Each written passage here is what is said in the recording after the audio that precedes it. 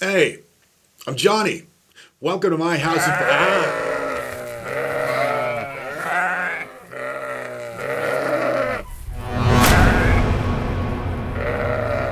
Director Valdimar Johannsson brings us 2021's Icelandic film, Lamb.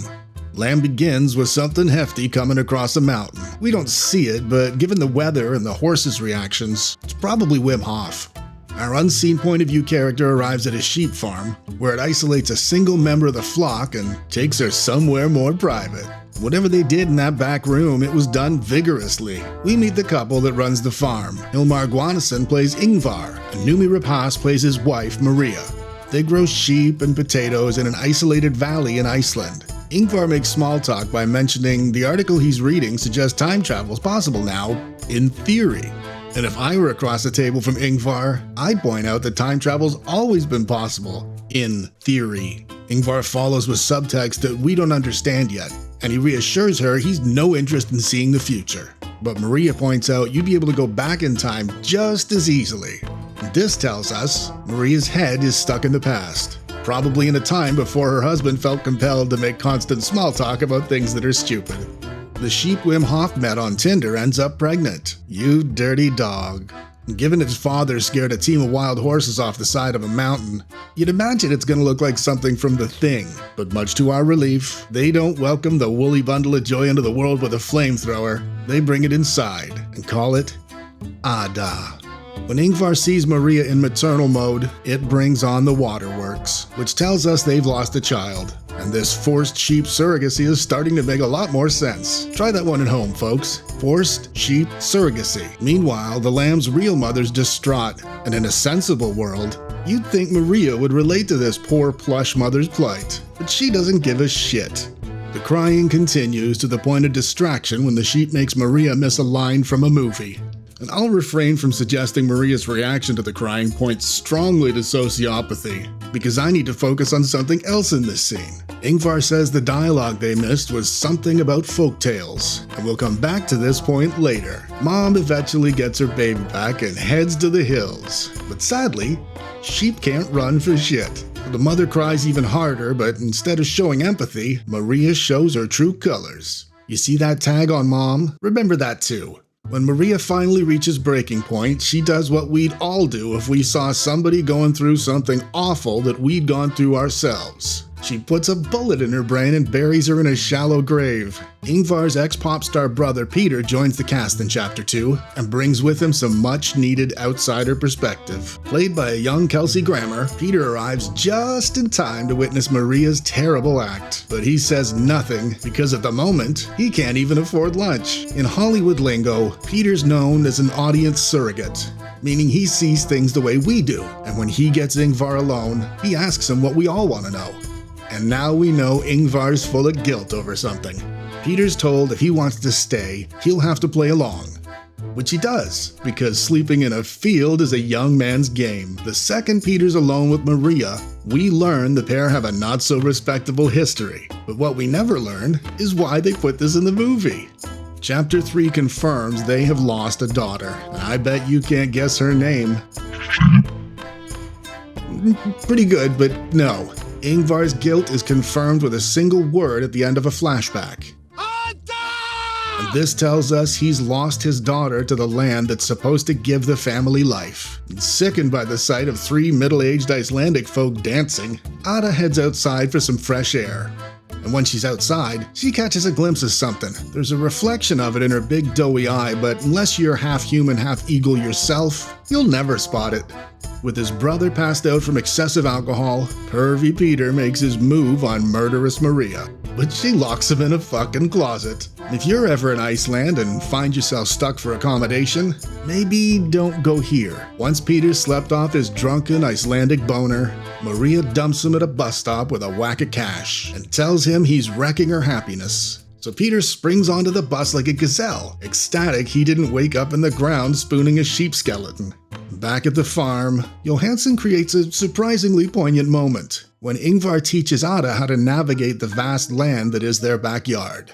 Johannsson contrasts the timeless symbolism of father and daughter, hand in hand, against the boundless skies and enormous mountains surrounding them.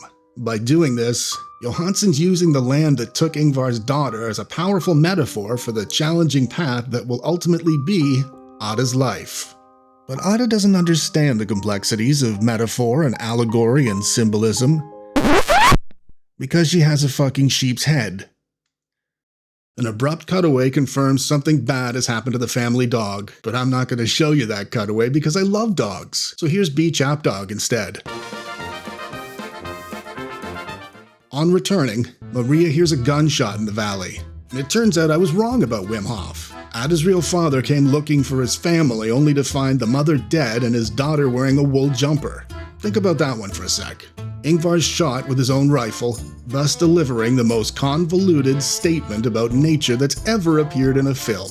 And as Ingvar dies in Maria's arms, she tells his slumping body that everything will be okay. And she's right. Everything will be okay. For her. Since its release, a lot of people, director included, have said Lamb is not a horror movie. To which I reply, my ass. And here's why. Noomi Rapace said Lamb's ending represents a fresh start for Maria, who knew she'd be punished eventually for taking what didn't belong to her. Indulge me just a sec as I summarize this.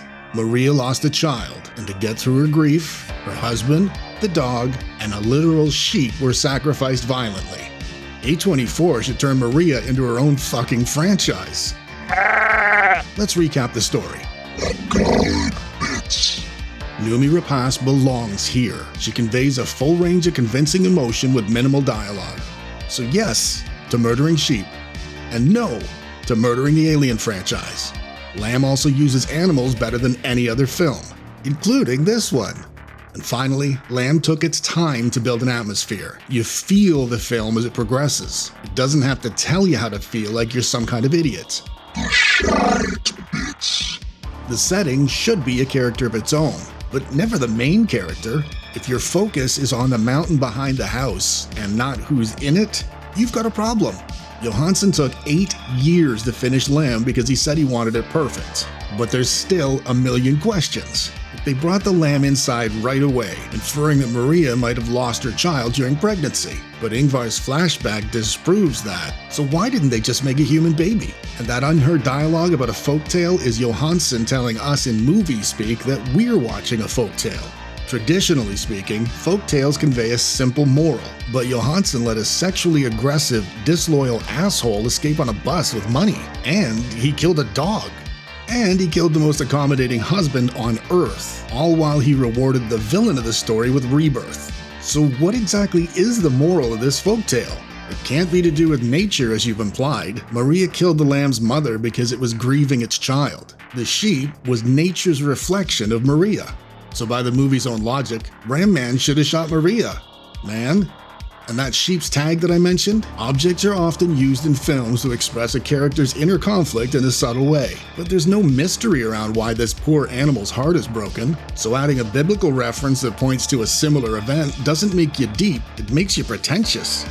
Johansson said he wants the audience to decide what Lamb's really about. Ambiguity is a tool in the director's toolbox, but it's not a theme. Good movies pose questions. The answers should teach you about the world, or yourself, or both. Leaving it to the audience to find their own meanings is the same thing as telling the world you've got nothing to say. And that doesn't make you edgy, it makes you irrelevant. Am I suggesting avoiding this movie? Hell no. It's original and it's ambitious, and the visual effects were fucking stellar. I applaud Johansson and A24 for having the balls to make Lamb. Sure, it's got its issues, but without groundbreaking movies like this one, it'll be Marvel and DC for all of us forever. Now that sounds like horror.